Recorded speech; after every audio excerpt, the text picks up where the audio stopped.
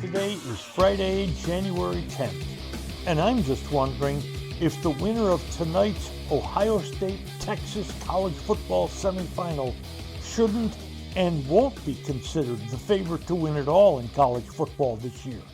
And in segment 2, more Cowboy notes for you. And now, a word from our title sponsor. Eyeing retirement? Let us show you how to turn your nest egg into a paycheck with half the amount you've been led to believe. Fluent Financial combines in-house portfolio design and risk management with income-generating investments designed to accelerate your financial independence. Let us develop an effective portfolio strategy that works for you so you can retire sooner and have a better lifestyle. Fluent Financial can also implement a program that allows business owners to install a cash balance plan, which is designed to help drastically reduce income tax payments. You've worked hard to become successful. Let us develop an effective portfolio strategy that works for you. Learn more today about Fluent Financial. Retire sooner, better lifestyle. For more information or to schedule a meeting, visit fluentfinancial.com or call 972-852-4800. For more than 3 decades, Bob's Steak and Chop House has remained an icon of DFW restaurants. Why? Well, maybe it's because of Bob.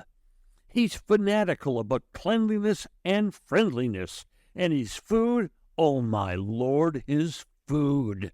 If you've been there, you know about it. If you haven't been there, you should know about it. The original Bob welcomes you at either of his 2 locations, Bob's on Lemon Avenue or the sparkling new Bob's at Craig Ranch, McKinney. With no offense to Penn State and Notre Dame that played in the first semifinal college football playoff game of the year last night, I'm just thinking that the big heavyweight matchup in the college football semis is tonight. Penn State, Notre Dame, Ohio State, Texas.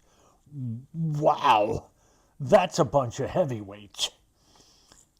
These 2 teams tonight, Ohio State and Texas, are very balanced teams. But maybe the key factor tonight will be the ability to run the football. Ohio State, they can really run the football. Last week wiped the floor with number 1 ranked Oregon, and the week before did the same to a really fine SEC team in Tennessee. Texas struggled mightily to beat Arizona State in double overtime last week, and honestly, they might not have done that had the officials not gotten, in my estimation, a wrong decision on a targeting call very late in regulation that would have given Arizona State, which had rallied to tie, a first down at the Texas 37 with a chance to move in and kick a game-winning field goal. But it didn't, and Texas is here. The week before, Texas led Clemson, but allowed Clemson to crawl back in that game before finally putting them away by 14 points.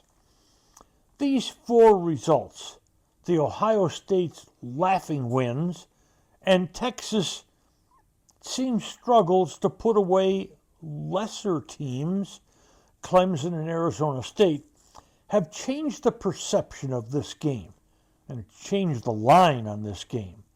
Ohio State is now favored 6 tonight. Before the playoffs began, had we pictured Texas and Ohio State meeting in the Cotton Bowl in a semifinal, the line might have been Ohio State favored 1 or 2. But the way Ohio State's looked and the way Texas has looked now has changed that line by 4, maybe 5 points.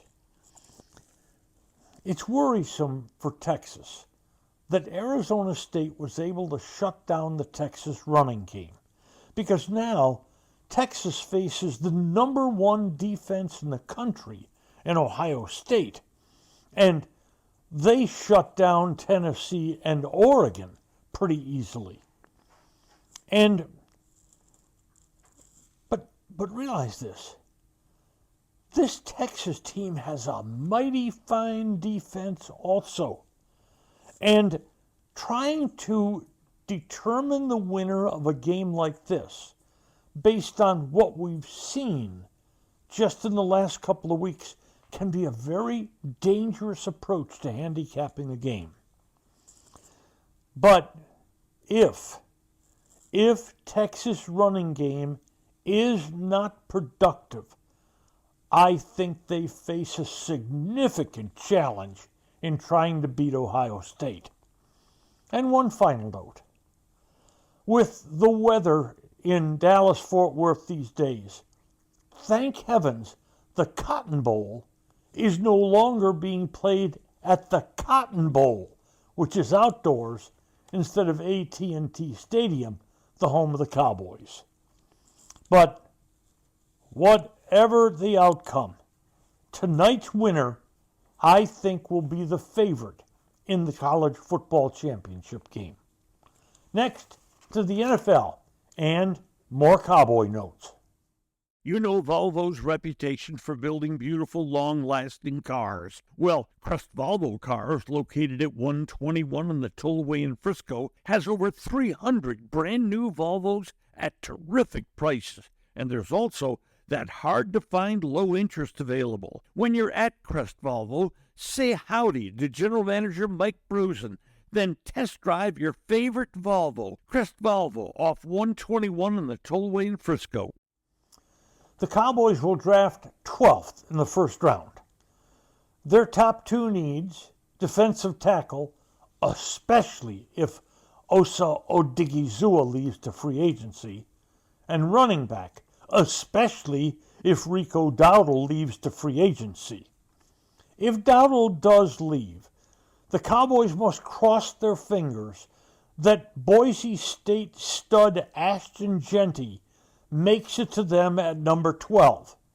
Watch out for the Bears at number 10. They could be in the market for a stud runner to balance their attack around Caleb Williams. But he's really good, and Jeanty looks like he could be a horse for several years in the NFL. But if Jeanty's gone, then the Cowboys are fortunate that their other need, defensive tackle, is an area of richness in this draft. The defensive tackles Graham and Grant are each top half of the first round types. So is Birch, the Oregon defensive tackle, and probably Nolan, the tackle from Mississippi. But at 12, with all the Cowboy holes, they could easily just say, we're going to take the best player available, because the Cowboys also have needs at defensive end, linebacker, I think offensive tackle, and wide receiver.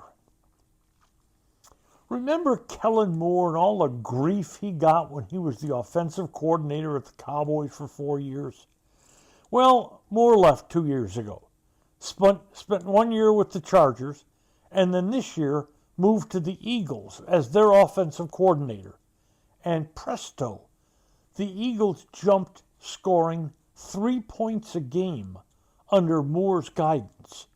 And two teams, Jacksonville and New Orleans, have requested interviews with Moore for their vacant head coaching positions.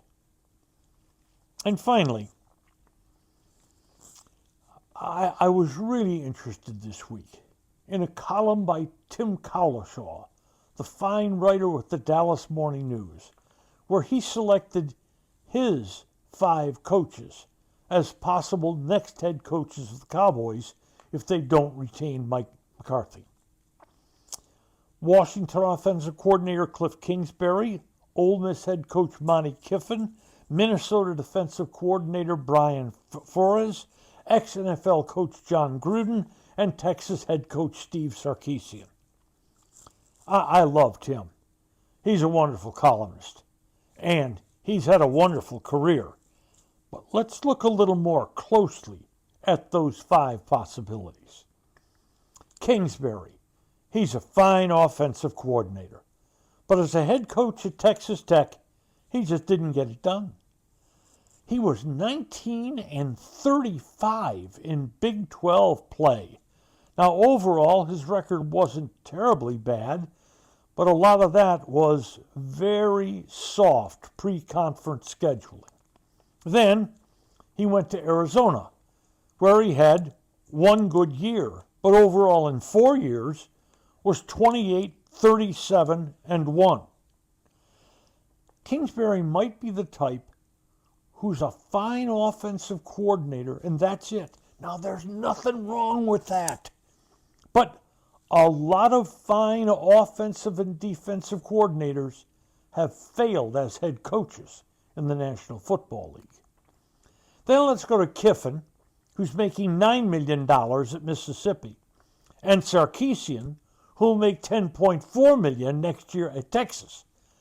Would they take pay cuts to coach for Jerry?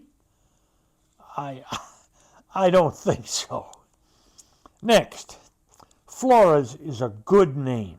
He's a solid defensive coordinator. He's had one tour as a head coach in the National Football League. He's a popular name out there.